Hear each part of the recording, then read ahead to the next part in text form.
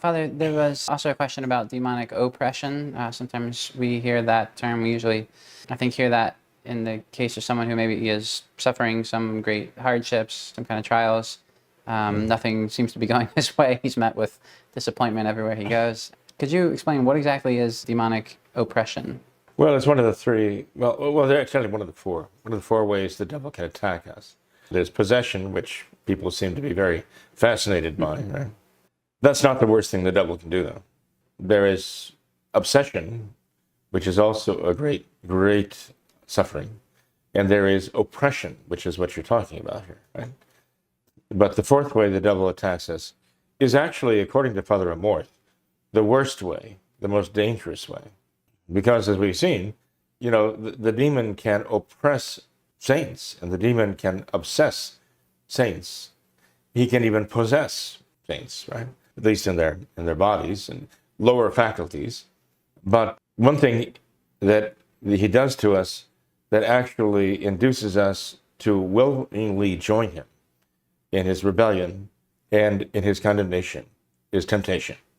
But in any case, to get back to oppression, oppression is the one thing the devil can do to us that he actually attacks us. You've heard of Malocchio, the evil eye, some wicked soul almost sicking a demon on another person like a dog.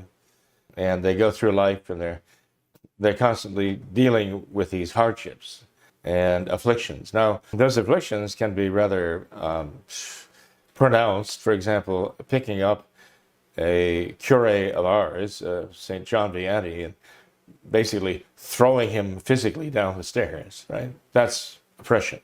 When he lies down in a bed to get a couple of hours sleep, setting the bed on fire, that's oppression, right? But there are other forms of oppression too. And your writing there talks about oppression where everything goes wrong, just things seem to be going wrong out of nowhere. Everything they touch seems to, go bad. Even the things that should be favorable, helpful, joyful in their lives, sour and become source of great sorrow and affliction for them.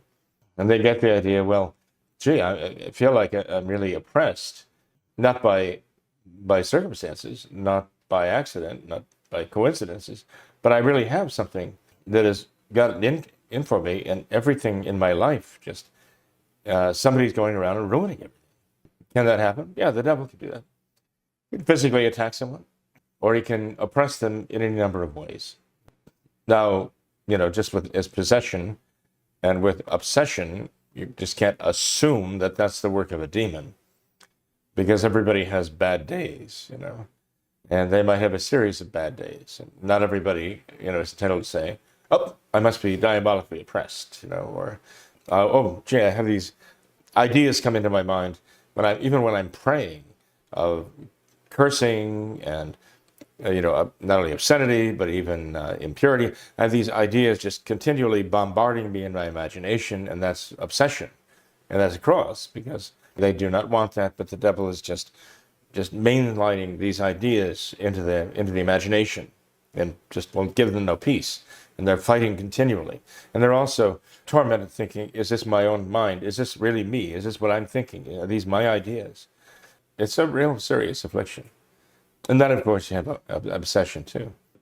It's important that someone who thinks that they might be diabolically oppressed, and not just oppressed because of, say, their metabolism is causing imbalances, whatever, in their thinking, but they actually feel that something has been sicked on them, as they say, by some person who hates them, sort of like sticking pins in the doll, like voodoo.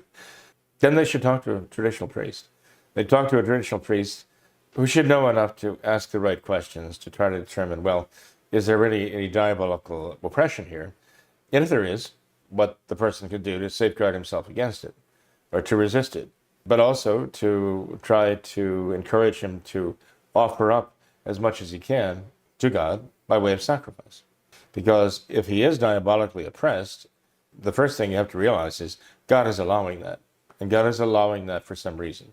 And he's also giving them graces in order to make spiritual progress through it. Once they can accept that, they can actually begin to not only overcome it, but they can begin to use it for their spiritual advancement too. And maybe that's the first step to ridding themselves of it too. There can be exorcisms to try to drive away that evil influence as well. It's not just because of possession that you have exorcisms. You can exorcise for other afflictions, any diabolical afflictions. Just wanted to mention too, just like, as you say, with possession, you can have somebody who's in the state of grace and actually very saintly, who is possessed. So you have a St. John Vianney who was oppressed. And we have reason to believe that St. Don Bosco, too, also suffered diabolical oppression in certain ways, where the devil just kind of attacked him from without. So saints can suffer that too. But it's all for the sake of sanctifying all the more.